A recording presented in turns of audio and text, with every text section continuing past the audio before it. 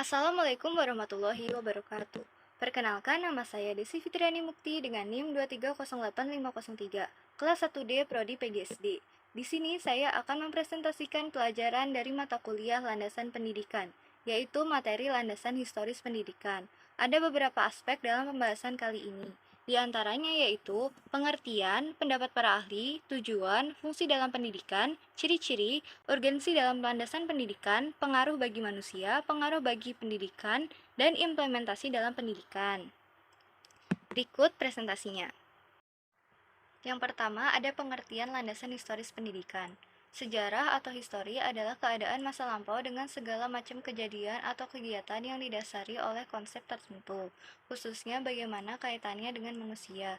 Sejarah penuh dengan informasi yang mengandung kejadian, model, konsep, teori, praktik, moral, cita-cita, bentuk, dan sebagainya. Landasan historis pendidikan adalah sejarah pendidikan di masa lalu yang membentuk dan mempengaruhi sistem pendidikan dalam suatu masyarakat, seperti peristiwa, ide-ide, perubahan sosial, dan perkembangan dalam bidang pendidikan yang menjadi acuan terhadap pengembangan pendidikan di masa kini. Landasan historis pendidikan mencakup berbagai elemen seperti filosofi pendidikan, sistem pendidikan formal, peran pendidikan dalam perkembangan sosial, dan sebagainya. Kemudian ada pendapat para ahli. Yang pertama yaitu menurut J. Bank. Menurut J. Bank, sejarah merupakan semua kejadian atau peristiwa masa lalu. Tidak hanya itu, menurutnya sejarah juga merupakan sebuah sarana memahami perilaku masa lalu, masa sekarang, dan masa yang akan datang. Yang kedua ada menurut Ibnu Khaldun. Menurut Ibnu Khaldun, sejarah merupakan catatan peradaban manusia. Sejarah menjadi catatan tentang masyarakat dan peradaban dunia, termasuk perubahan yang terjadi pada watak manusia. Yang ketiga, ada pengertian sejarah menurut Robin Wing, lebih ke arah kemanusiaan. Menurutnya, sejarah merupakan studi tentang manusia dalam kehidupan masyarakat.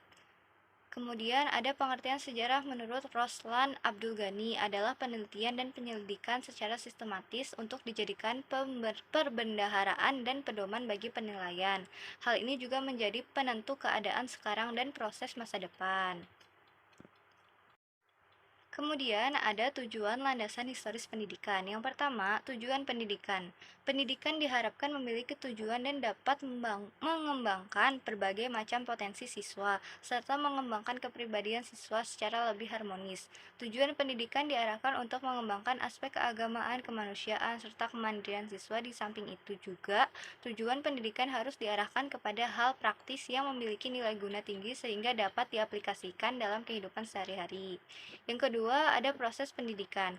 Proses pendidikan, terutama proses belajar mengajar dan materi pelajaran harus disesuaikan dengan tingkat perkembangan siswa, mengembangkan kemandirian dan kerjasama antar siswa dalam pembelajaran, mengembangkan pembelajaran lintas disiplin ilmu, demokratisasi dalam pendidikan, serta mengembangkan ilmu dan teknologi. Yang ketiga, ada kebudayaan nasional. Pendidikan harus memajukan perkembangan kebudayaan nasional. Kebudayaan nasional merupakan puncak budaya daerah dan menjadi identitas bangsa Indonesia, supaya tidak hilang terkena arus globalisasi. Selanjutnya ada fungsi historis dalam pendidikan. Yang pertama, sejarah. Membantu siswa memahami perkembangan peradaban manusia, konflik, dan perubahan sosial. Yang kedua, pembentukan identitas. Membantu siswa memahami akar budaya dan identitas mereka, sehingga mereka terasa terhubung dengan masa lalu. Yang ketiga, pembelajaran moral. Membuat contoh tindakan baik dan buruk di masa lalu untuk pembelajaran. Yang keempat, pengembangan keterampilan analitis. Melalui analisis dokumen sejarah, siswa dapat mengembangkan keterampilan penalaran, penelitian, dan pemecahan masalah. Yang kelima, memahami perubahan sosial. Membantu memahami faktor-faktor yang mempengaruhi perubahan sosial, politik, dan ekonomi, dan membuat siswa memahami dunia saat ini. Yang keenam, memahami konflik dan perdamaian. Membantu mendorong perdamaian dan pemahaman di antara beragam kelompok manusia.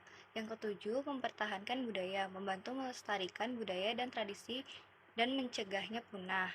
Yang kedelapan, memotivasi inovasi, memberikan inspirasi dari presentasi masa lalu yang dapat mendorong inovasi di masa kini. Selanjutnya ada ciri-ciri landasan historis. Yang pertama, bersifat empiris, yaitu berdasarkan pengalaman hidup manusia. Pengalaman tersebut dicatat dan disitulah ditemukan fakta. Yang kedua, mempunyai objek. Objek dari sejarah yaitu manusia yang terikat dengan waktu. Manusia sebagai objek menjadi lebih penting dari rentang waktu itu sendiri. Yang ketiga, memiliki teori. Sama dengan ilmu lainnya, sejarah juga memiliki teori, yaitu kaidah pokok suatu ilmu. Tanpa teori sejarah riskan dengan unsur lain yang bisa saja sifatnya tidak rasional seperti mitos. Yang keempat, mempunyai generalisasi. Biasanya generalisasi menjadi kesimpulan. Begitu juga sejarah. Dengan demikian, sejarah sebagai ilmu tidak terlepas dari kegiatan penarikan kesimpulan secara umum. Yang kelima, mempunyai metode, yakni cara penyusunan pengetahuan dan kebenaran dari berbagai peristiwa.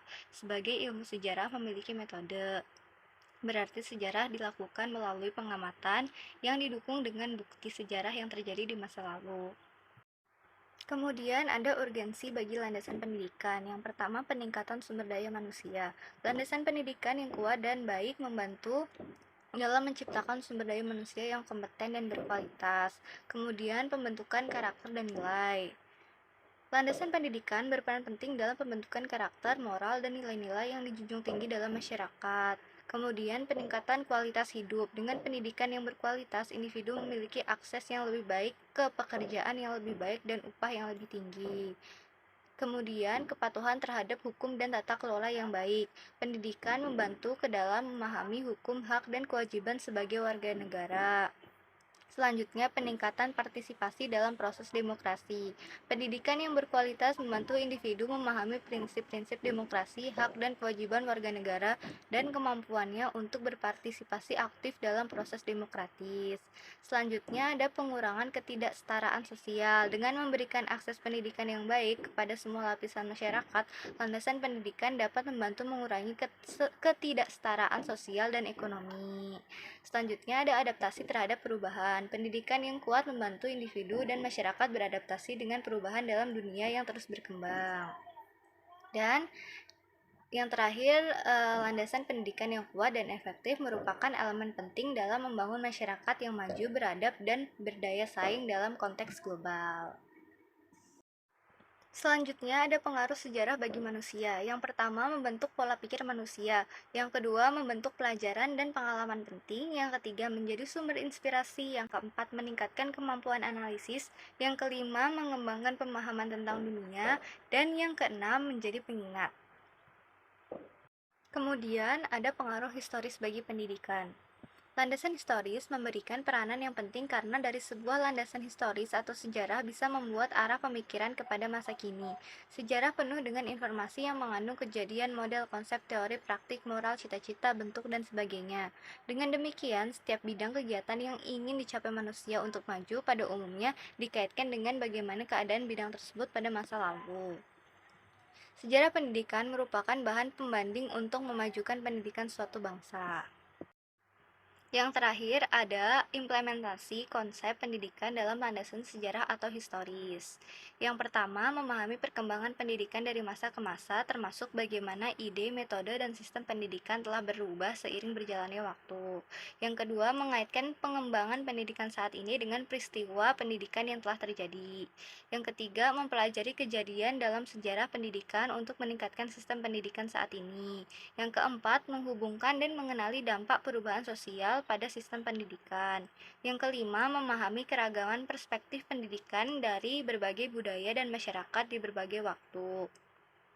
Yang keenam, berpikir kritis, analitis, dan inovatif dalam mengevaluasi sistem pendidikan saat ini agar lebih baik.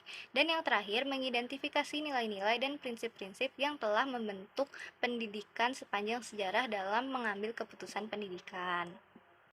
Sekian presentasi tentang landasan historis pendidikan yang bisa saya sampaikan. Terima kasih. Wassalamualaikum warahmatullahi wabarakatuh.